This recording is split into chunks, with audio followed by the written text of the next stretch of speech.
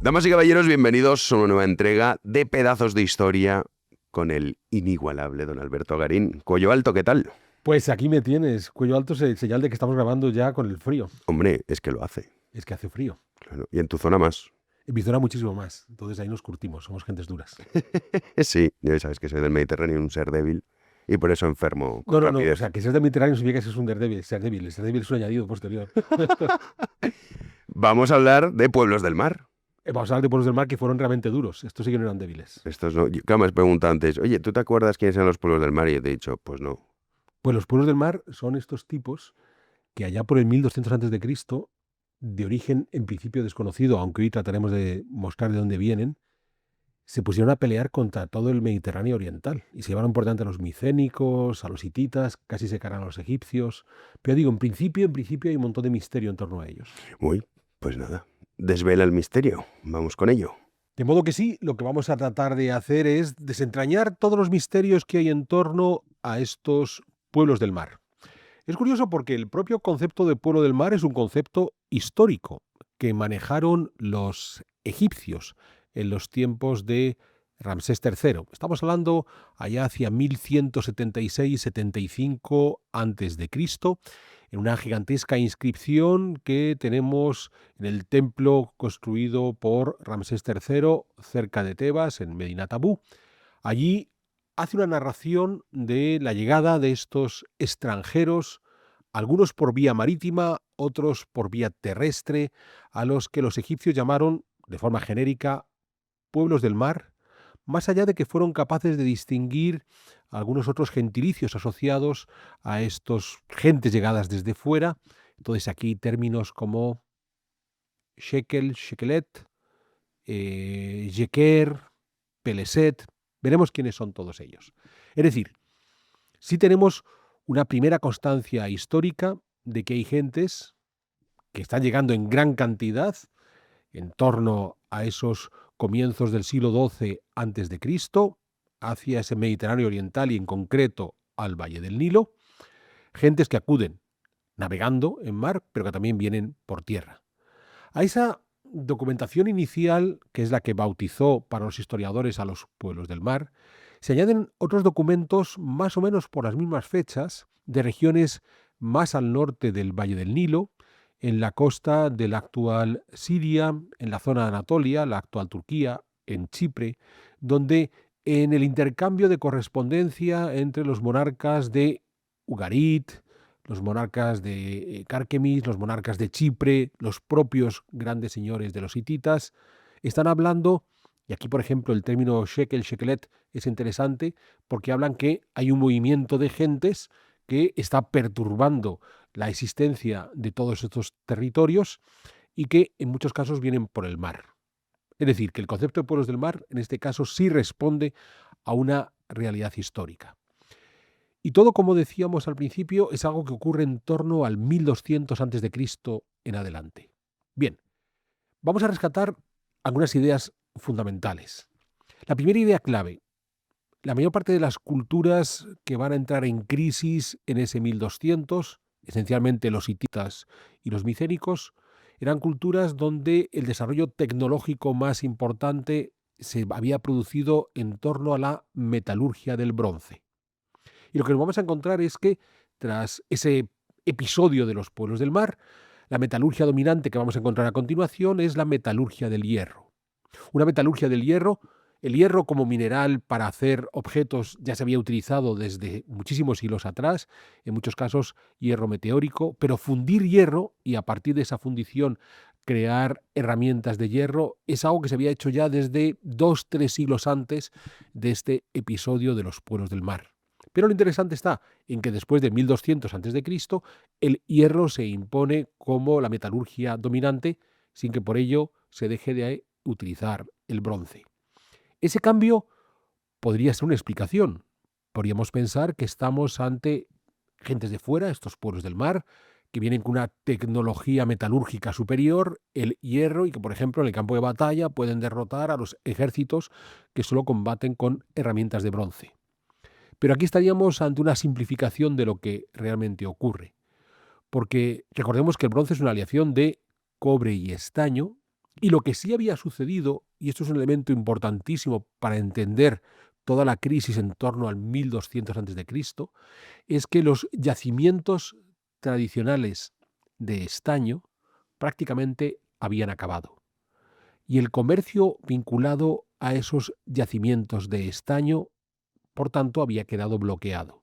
Y esto sí que es un elemento fundamental a retener, porque probablemente estamos ante una desarticulación de todo un sistema mundo en este Mediterráneo oriental en torno al comercio de los metales y en concreto en torno al comercio del estaño. Vamos a ver las consecuencias que esto produce. Ya digo, el hierro a la larga, el hecho de que se desarrolle, no solamente es porque hay una mejora respecto al bronce, sino porque se provocó una carencia de unos elementos que fabrica el bronce, que es el estaño, y hubo que buscar minerales alternativos. Y ese hierro, que ya se conocía desde 3 siglos atrás, pero que no se estaba empleando, ahora, ante la ausencia del otro metal, deciden apostar por él. Entonces, elemento importante a retener. Bien, un salto tecnológico del mundo del bronce al mundo del hierro. Y un salto tecnológico asociado en gran medida a la carencia de uno de los metales involucrados en la creación del bronce, que es el estaño, una desarticulación de los mercados del estaño. A partir de aquí, teniendo claro esa idea, ¿cuál es la realidad histórica que nos encontramos en este Mediterráneo oriental y que es la que se va a desarticular en torno a ese 1200? Pues en esencia teníamos dos grandes potencias regionales, el imperio de los hititas, que había surgido del corazón de Anatolia, del interior de Turquía, que había llegado a imponer su influencia sobre todas las costas de Anatolia, tanto las que miran hacia el Egeo como hacia la zona de Chipre, sin realmente llegar a controlar de una forma rotunda esas costas. En la mayor parte de los casos, los hititas lo que tienen son pequeños reinos vasallos en esas costas. Ugarit, que ya está en la costa de Siria, sería uno de esos reinos vasallos. Importante esa idea. Los hititas no son gentes que dominen el mar. Los hititas son gentes que controlan esas ciudades marítimas que son las que sí se mueven dentro del mar. Y la otra gran potencia regional era Egipto. Un Egipto, por supuesto, construido sobre el Valle del Nilo, que había avanzado sus fronteras por la zona de Israel-Palestina hasta llegar a Siria, que es donde se había encontrado con los hititas. Un Egipto en el Imperio Nuevo, en concreto cuando ocurre esta cuestión de los pueblos del mar, estamos en el salto de la dinastía 19 a la dinastía 20. Bien, y un Egipto que, aunque en el pasado habían sido grandes señores del mar allá en el Imperio Antiguo, progresivamente, y aquí quiero apelar al programa que hicimos sobre los minoicos, habían ido, entre comillas, delegando esa función de mercaderes a otras civilizaciones.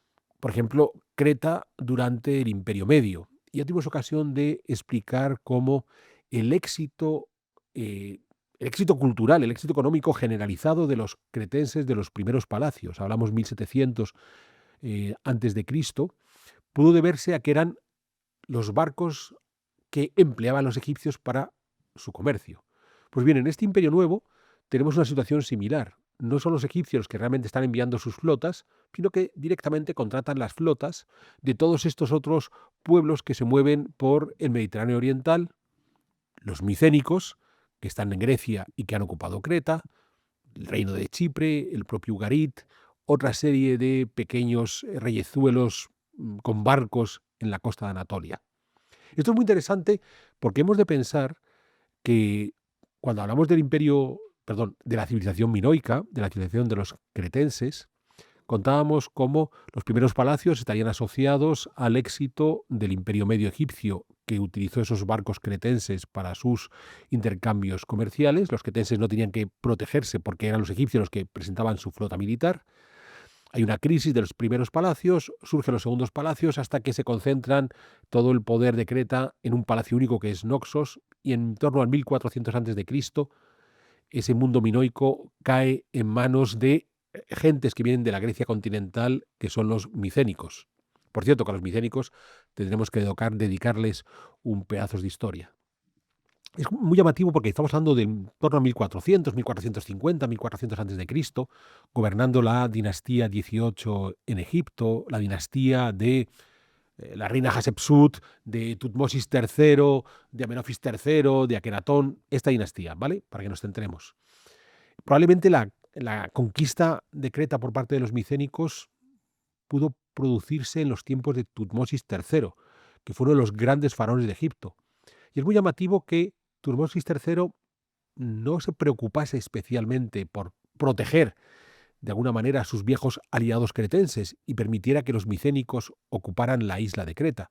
Es posible que la propia desestructuración de los segundos palacios, con esa hegemonía que Noxos impuso sobre el resto, quizás no fue del gusto de los egipcios, y cuando los micénicos acabaron con Noxos, los egipcios se dijeron, bueno, pues acabados los minoicos, tenemos unos nuevos navegantes que van a servirnos, que son los micénicos, asunto resuelto, no hay que darle más vueltas a esta historia. Hemos cambiado de compañía naviera, eso es todo.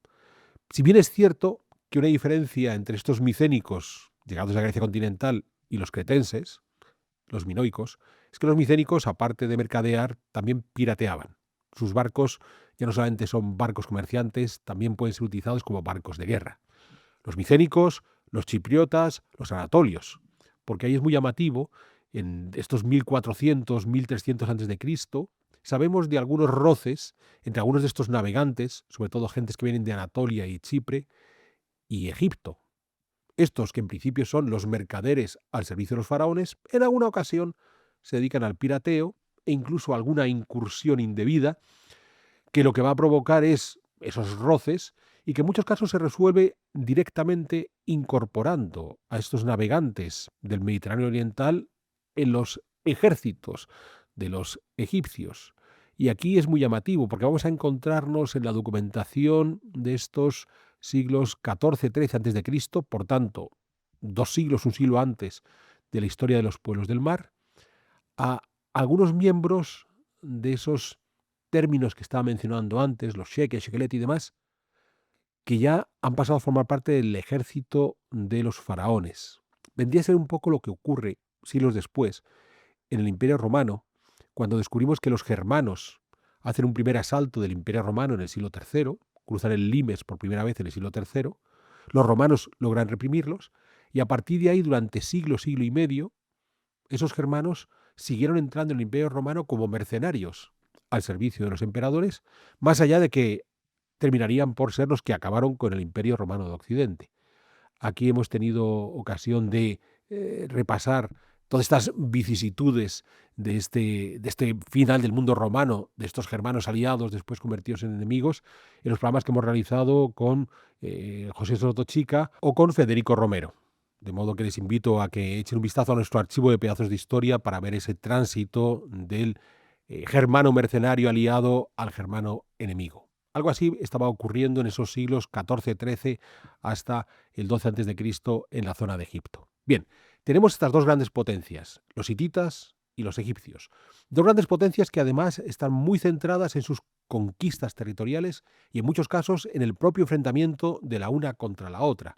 Un enfrentamiento que en gran medida va a absorber buena parte de los recursos económicos que generan ambas para volcarlo en un ejército que sobre todo se mueve en las fronteras de tierra y que a la larga nos puede hacer entender por qué en el momento que todo este mundo se desarticula, se encuentran con unos cimientos debilitados.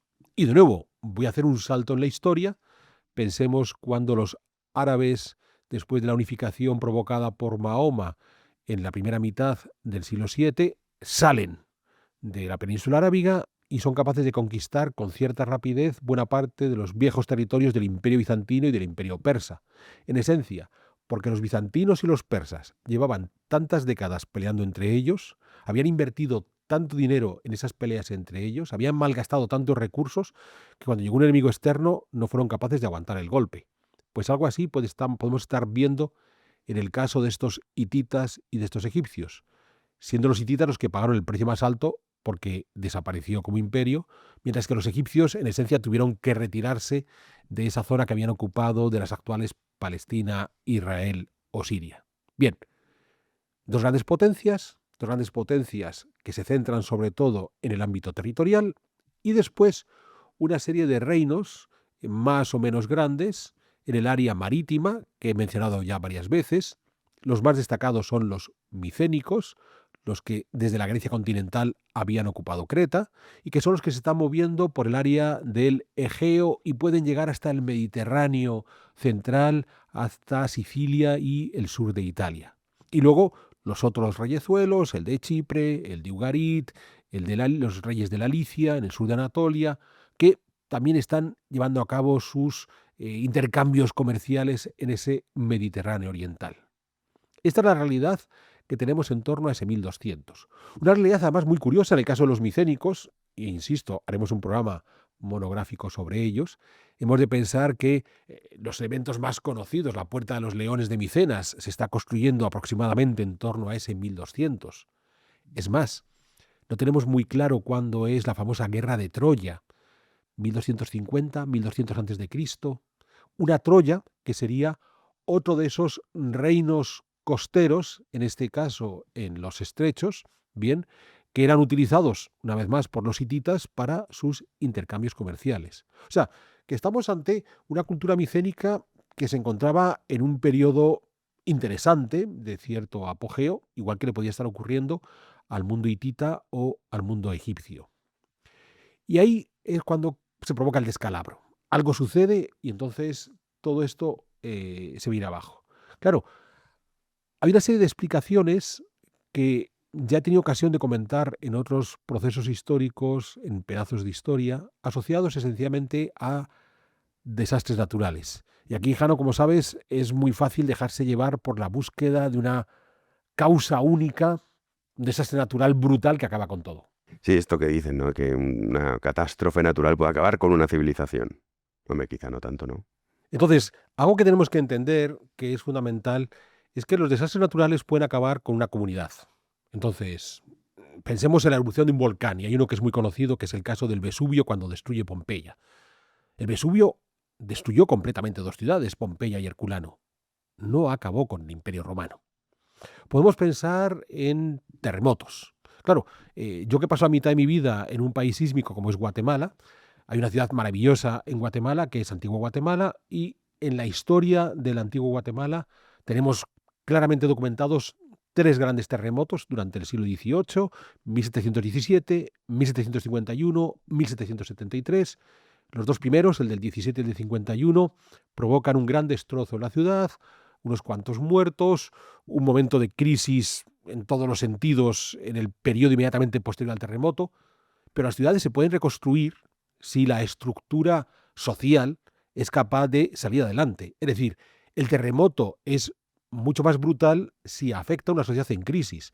Si afecta a una sociedad en un periodo de bonanza, pues esa sociedad asume el problema provocado por el terremoto y sale adelante. Bien, esto es muy llamativo, porque es muy curioso si pensamos que la antigua Guatemala, esa maravillosa ciudad que conocemos hoy, es el resultado de la reconstrucción después del terremoto de 1751, cuando metieron todavía muchísima más plata en el momento de reconstruir esa ciudad. Lo mismo ocurre con las sequías, lo mismo puede ocurrir con un huracán, lo mismo puede ocurrir con una inundación. Puede afectar de forma concreta y específica a determinadas comunidades humanas.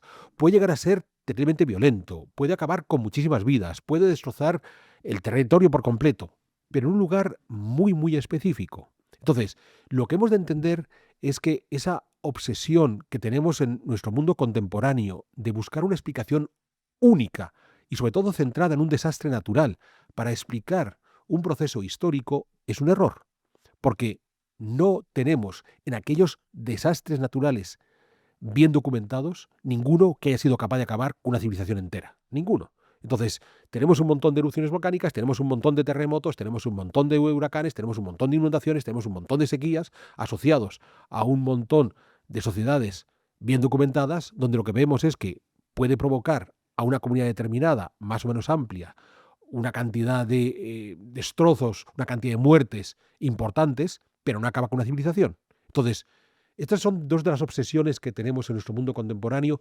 Yo he dicho varias veces en mis programas el término hollywoodiense y me apetece seguir empleándolo, porque es el resultado de ver demasiadas películas. Esa película donde hay una erupción de un volcán que va a acabar por completo con una civilización. Esa falla de San Andrés que cruza California y que el día que se produzca el gran terremoto hundirá de forma absoluta a Estados Unidos.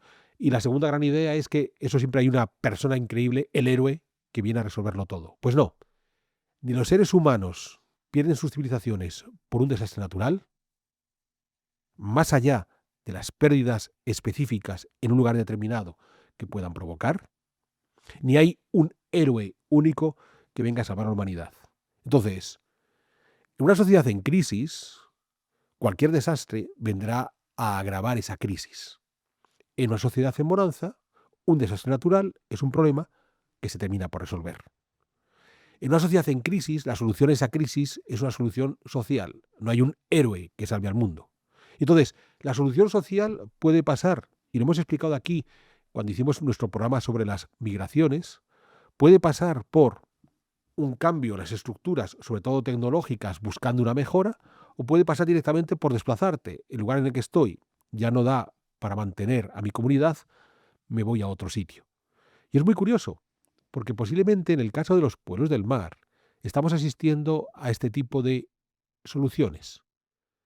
Entramos en una crisis y esa crisis posiblemente hemos de asociarla, y no soy el primero que lo dice, o sea, hay muchos autores que defienden esta teoría, a la desarticulación de las redes comerciales vinculadas sobre todo a la metalurgia del bronce y en particular la del estaño. Es decir, teníamos dos grandes imperios, los hititas y los egipcios. Teníamos una serie de reinos vasallos, que mantenían su prestigio, que mantenían su bonanza en base a unas redes comerciales y sobre todo de metales, de cobre y de estaño, que nutrían a esos dos grandes imperios. Cuando esas redes empiezan a desarticularse, lo que va a suceder es que estos reinos vasallos pierden buena parte de su capacidad de seguir aguantando el tirón, no pueden apelar a los imperios, porque los imperios lo único que tenían interés por estos reinos vasallos es porque les estaban abasteciendo de un material. Unos imperios que además están malgastando recursos en los enfrentamientos entre hititas y egipcios. Entonces, es en ese momento de crisis es cuando se están desarticulando la estructura socioeconómica en la que se habían soportado, cuando un terremoto, una erupción volcánica, una sequía, una hambruna, vendría a agravar la crisis, no a provocarla. Y la solución va a ser, en algunos casos, una pérdida demográfica importante porque hay una hambruna y no pueden comer todos y se mueren de hambre. O la solución puede ser un desplazamiento, o incluso la solución puede ser ese salto tecnológico que explicaba al principio, de la metalurgia del bronce a la metalurgia del hierro. Bien, lo que sí sabemos es que a partir de esa documentación que yo comentaba al principio, donde surge el término de pueblos del mar, en torno a esos años 1176, 75, 74 a.C., vamos encontrando documentación que de norte a sur nos están contando que hay pueblos que se desplazan. Es decir, hay un movimiento migratorio no de ejércitos, en plan soy un imperio que quiere ampliar sus fronteras, no de bárbaros que buscan el saqueo y nada más, sino en muchos casos grupos humanos, familias completas que se están moviendo, que se están desplazando a la búsqueda de territorios donde asentarse, porque aquellos en los que estaban originalmente, la desestructuración de esa crisis que estaba mencionando antes ha sido tal que no merece la pena continuar ahí. Claro, esto es muy llamativo porque deberíamos pensar, ¿y dónde comienza ese movimiento? ¿A partir de dónde empezamos a ver que estos pueblos se desplazan? Recordemos, tomando ese 1200 a.C. como una fecha clave. ¿Qué va a suceder históricamente? Si sabemos de algo que está relativamente bien documentado. A la Grecia continental llega un pueblo que viene de la península balcánica, del norte de la Grecia continental, que son los dorios. Y estos dorios asaltan el territorio de los micénicos y a partir de aquí quizás estemos ante una jugada de estas piezas de dominó que va golpeando una a otra y se van moviendo. Vuelvo a hacer un salto en la historia. Vamos a pensar por qué en un momento dado los germanos consideraron que más allá de cruzar el Lime romano para incorporarse a los ejércitos del emperador, a las legiones, era momento de desplazarse todos juntos, de llevarse a la familia. Bien, de aquella Navidad del 406, cuando suevos, vándalos y alanos cruzaron el río Rin y se adentraron en las Galias. Pues porque había un grupo que les presionaba por detrás, que estaba empujando. Entonces a los suevos, vándalos y alanos los empujaban los que venían detrás, francos y alamanos, que a su vez estaban siendo empujados por los hunos. Pero claro, ese empuje contó con un elemento añadido, y es que los germanos pudieron cruzar el Limes romano porque en ese momento el Imperio romano ya estaba en crisis. Estamos ya a comienzos del siglo V, hay una serie de luchas internas. Apelo de nuevo al propio programa que yo hice sobre la caída del Imperio Romano. Entonces hay una debilidad del Imperio Romano que permite que estos pueblos que quizás 50 años atrás podían haber sido repelidos, ya no se pueden detener. Esto es lo que va a suceder. Ha habido una desestructuración, en el caso de los pueblos del mar, ha habido una desestructuración de la realidad socioeconómica del Mediterráneo oriental, ha habido una desarticulación de todas las redes comerciales, y aquí, Jano, estarás de acuerdo conmigo que una vez más el maestro Escotado estaría encantado de que la explicación que estoy dando sea siempre en torno al comercio. Pues sí, esto es lo que hubiese dicho nuestro querido Antonio Escotado. La importancia del comercio y cómo pacifica y civiliza a los pueblos. Queremos seguir mejorando pedazos de historia en nuestro canal Big One Media. Y para eso necesitamos todo vuestro apoyo en nuestro club de socios. De modo que únete a nosotros y así estamos seguros de poder seguir ofreciéndote programas de calidad y además, en algunas de nuestras categorías de socios, nos puedes compartir tus inquietudes en historia y si somos capaces, trataremos de resolvértela. De modo que mira en la descripción de este programa y allí tendrás el link que te va a llevar a esa posibilidad de convertirte en uno de nuestros socios y con ello ayudarnos a seguir mejorando nuestros programas. Y entonces, aprovechando esa desestructuración del mundo micénico, los dorios del norte de Grecia pueden entrar en ese territorio micénico, posiblemente en algunos casos conquistando y de alguna forma convirtiendo en sus vasallos a los propios micénicos, y en otros los micénicos desplazándose. ¿Desplazándose a dónde? Pues como son marineros, pueden tomar sus barcos y se pueden ir a la costa de Anatolia, se pueden llegar hasta Chipre, pueden llegar hasta la costa de Siria. ¿Qué sucede cuando esos micénicos se mueven y llegan hacia las costas de Anatolia? Pues que a su vez aprovechan la crisis que también ha llegado a esas costas de Anatolia y los desplazan. Y estos tipos que se desplazan a las costas de Anatolia pueden seguir viajando hacia el sur, hacia las costas de Egipto, o pueden internarse al interior de Anatolia. Y entonces son los que van a provocar esa otra desestructuración, que es la desaparición del imperio hitita. Y aquí es muy interesante porque es ahí donde la documentación lo que nos está contando, cuando mencionaba antes ese término tan curioso de los shekelet, que sí los tenemos bien documentados por dónde puede moverse este pueblo, en la costa más occidental de Anatolia, en lo que hoy conoceríamos como la Jonia, el norte de la Jonia, bien, pues de ahí están llegando, o sea, se están desplazando desde ese punto, se están desplazando hacia el interior de Anatolia, que es lo que nos van a contar la corte del último rey hitita, o la corte de Ugarit, y después seguirán bajando hacia el sur.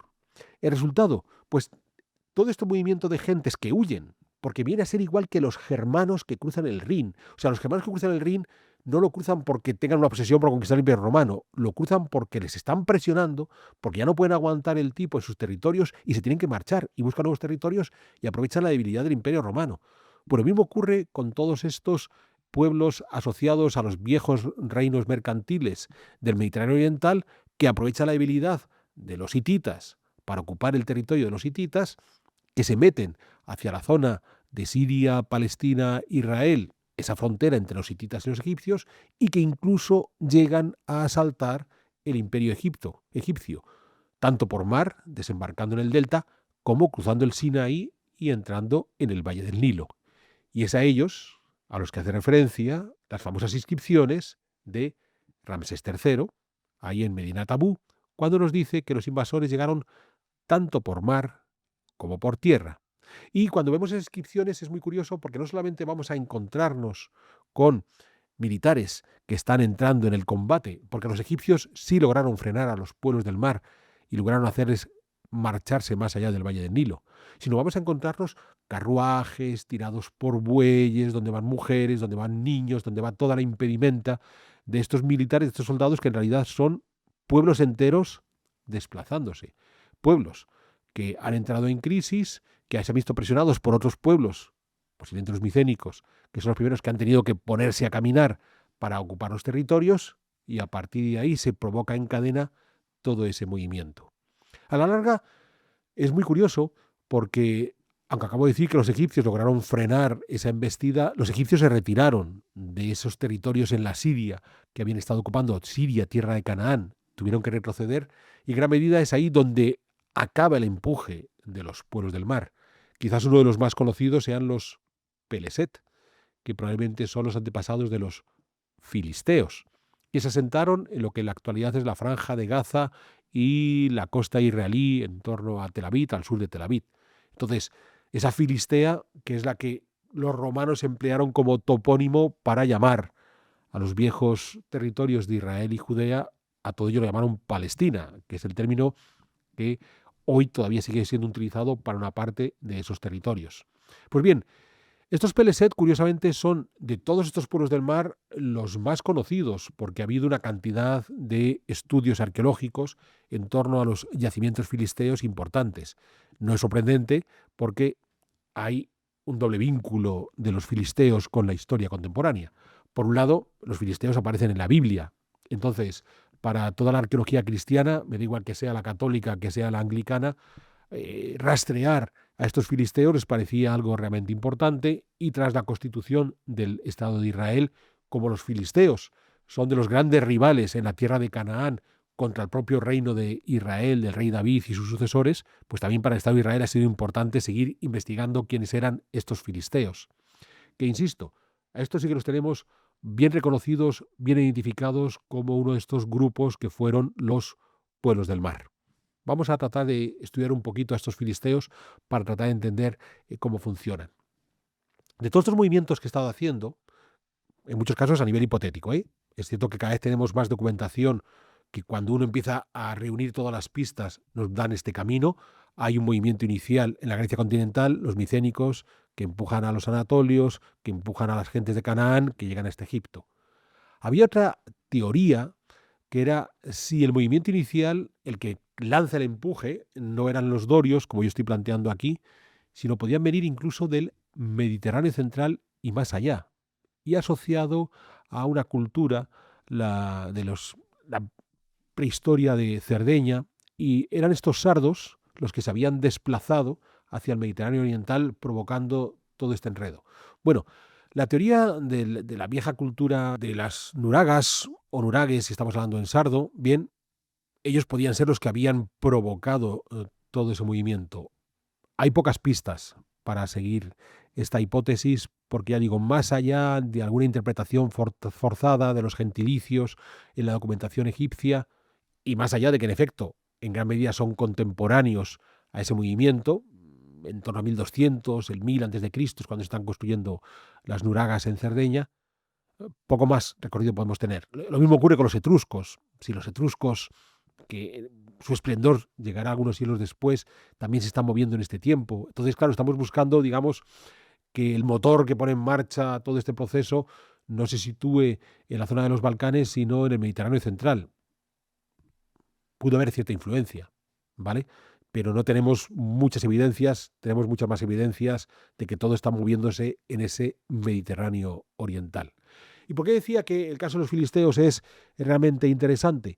Pues porque los filisteos, que establecieron una serie de ciudades en esa franja de Gaza y al norte de la franja de Gaza, que han sido bien analizadas por los arqueólogos, lo que nos van a ofrecer es una cantidad de elementos propios de la cultura micénica, tanto a nivel de las construcciones domésticas, de cómo son las casas o los templos que vamos a encontrar en estas ciudades filisteas, como de la cultura material más cotidiana, las cerámicas, los motivos, las figuritas religiosas y demás, que tienen esa raíz micénica. Es decir, que estaríamos ante gentes que han llegado desde el mundo micénico de la Grecia continental en ese movimiento, es decir, que los Peleset en su origen no estaban en Palestina, no estaban en la franja de Gaza, sino que vienen de la Grecia continental, han tenido que verse obligados a desplazarse y en ese desplazamiento han podido llegar hasta ese punto de la actual franja de Gaza.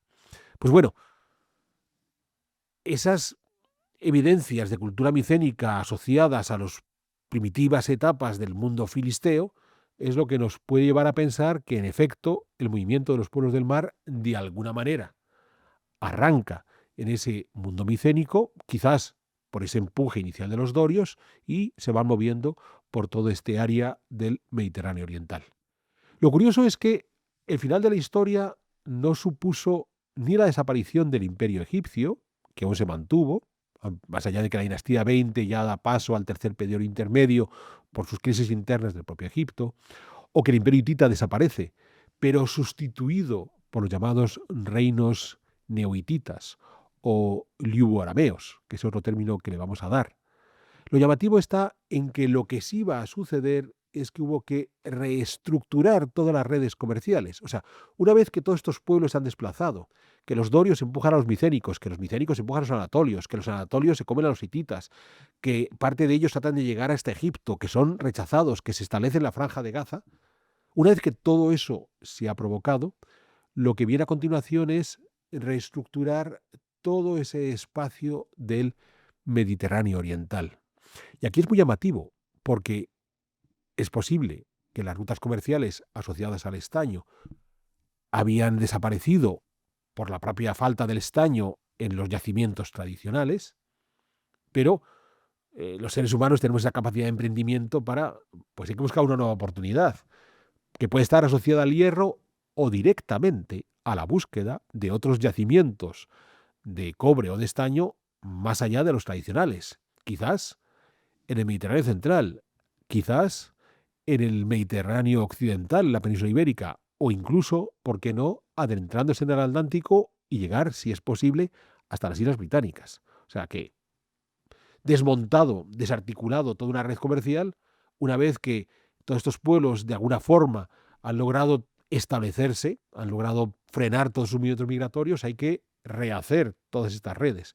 Y es muy curioso porque pensemos que una de las conclusiones de todos estos movimientos de los pueblos del mar, más allá del establecimiento de pequeños reinos conocidos como este que estábamos mencionando en los filisteos, la propia constitución del Estado de Israel vinculado a la figura del rey David, una figura del rey David que, recordemos, una de sus ejes fundacionales es el enfrentamiento contra los filisteos, la famosa pelea de David y Goliat.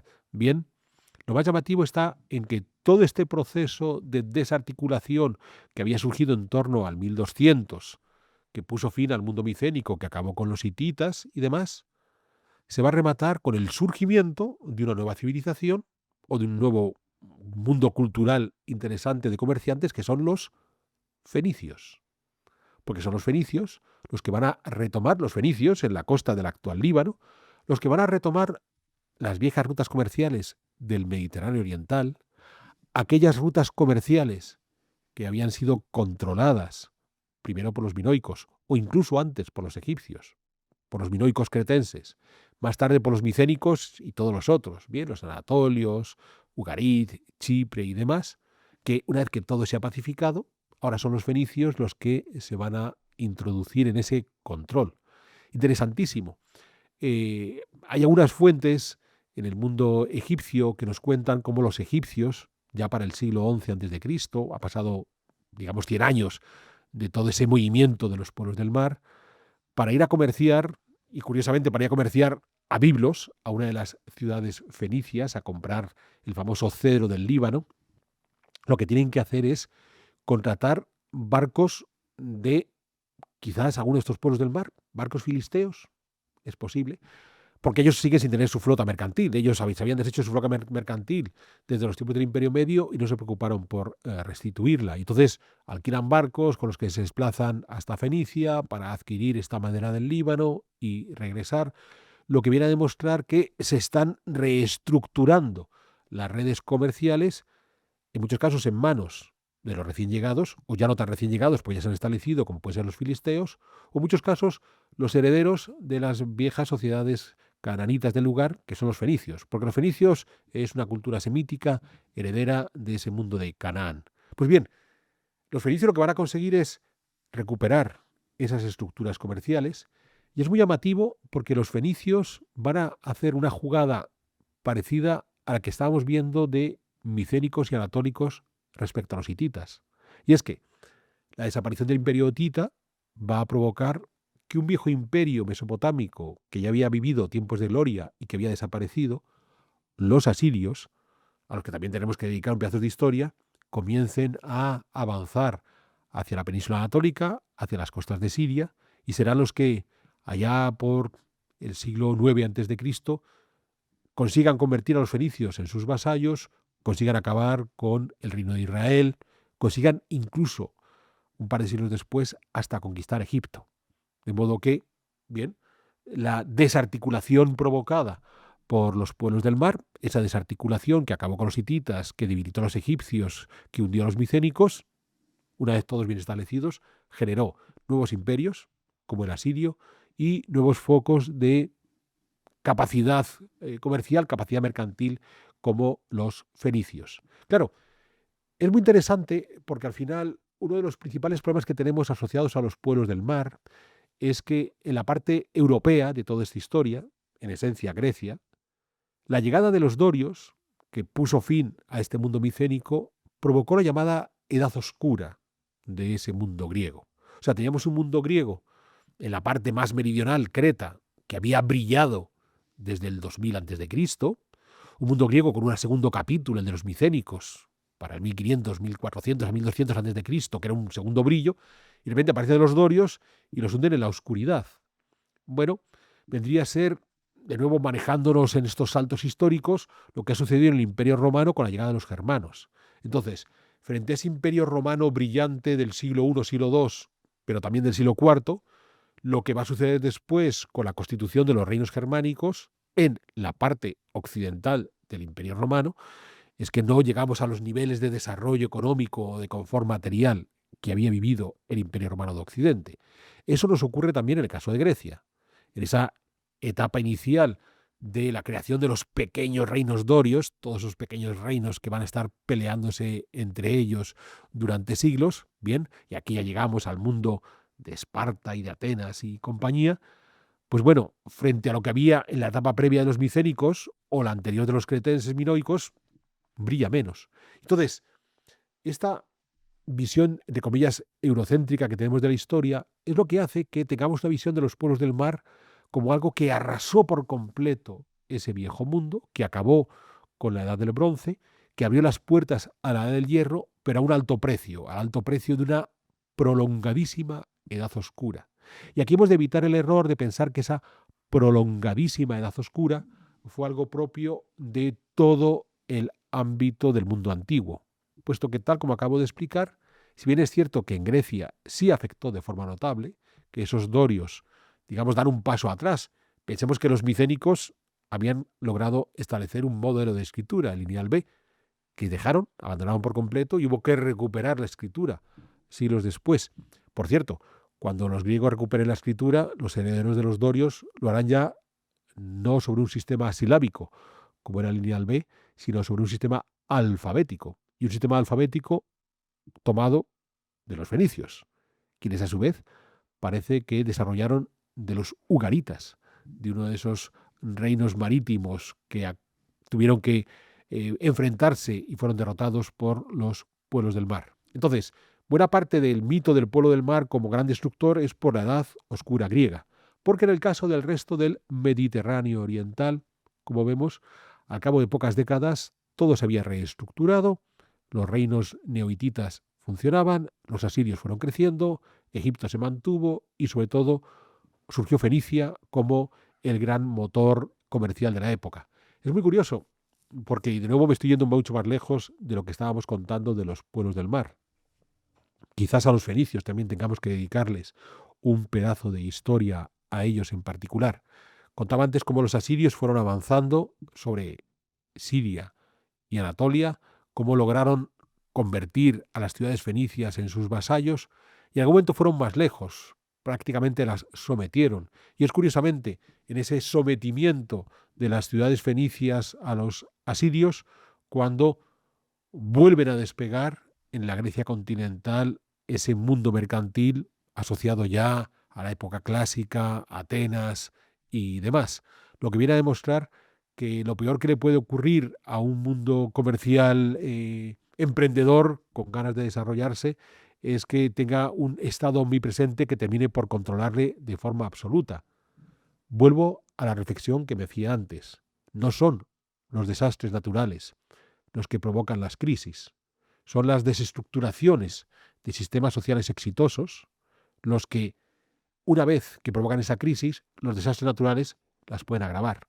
Fenicia, la Fenicia resultante de esa oportunidad que surge cuando los pueblos del mar han arrasado con todo y hay que empezar de nuevo, esa oportunidad que tienen los fenicios se les va al carajo cuando terminan por quedar como sometidos absolutos al imperio de los asirios. Bien, pues hasta aquí lo que quería comentar sobre estos pueblos del mar. Lo que estoy planteando en gran medida es una hipótesis. Nos quedan todavía muchas lagunas, que es lo que suele ocurrir en estos periodos de crisis. Pero hay algunas ideas que creo, Jano, que han quedado claras. 1. Estamos en la transición del mundo del bronce al mundo del hierro. Y esa transición no fue tanto porque el hierro fuera una mejora tecnológica como por la imposibilidad de seguir fabricando bronce. Esa imposibilidad de fabricar el bronce porque la producción de estaño prácticamente desapareció en los yacimientos tradicionales, ha desarticulado las estructuras comerciales del Mediterráneo Oriental, provocando una crisis. Y es en ese mundo en crisis donde llegan los pueblos del mar, posiblemente con esa pieza de dominio inicial que son los dorios empujando a los micénicos, y a partir de ahí van cayendo el resto de piezas.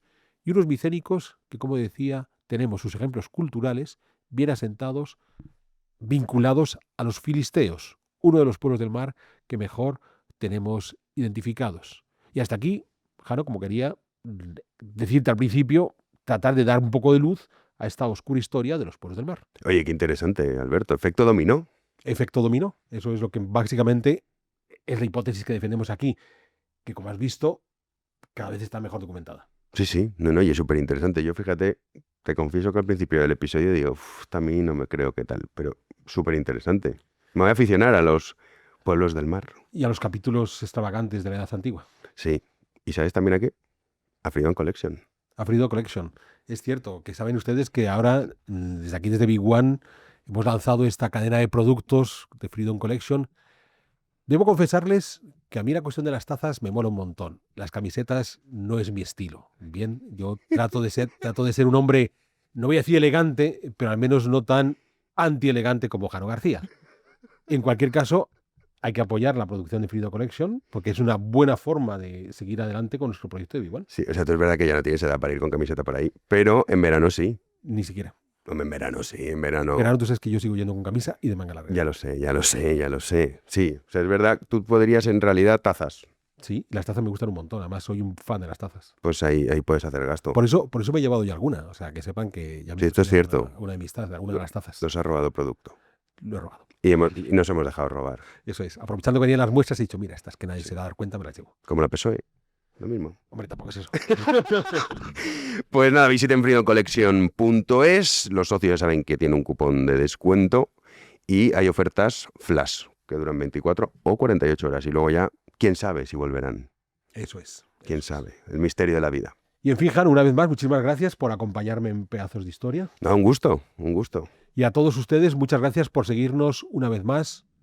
Como siempre, aparte de apoyarnos adquiriendo los productos de Freedom Collection, más importante aún, háganse miembros de nuestro club de socios, porque eso garantiza que seguimos adelante con Big One. Y no me queda más que emplazarles a futuras ediciones de Pedazos de Historia.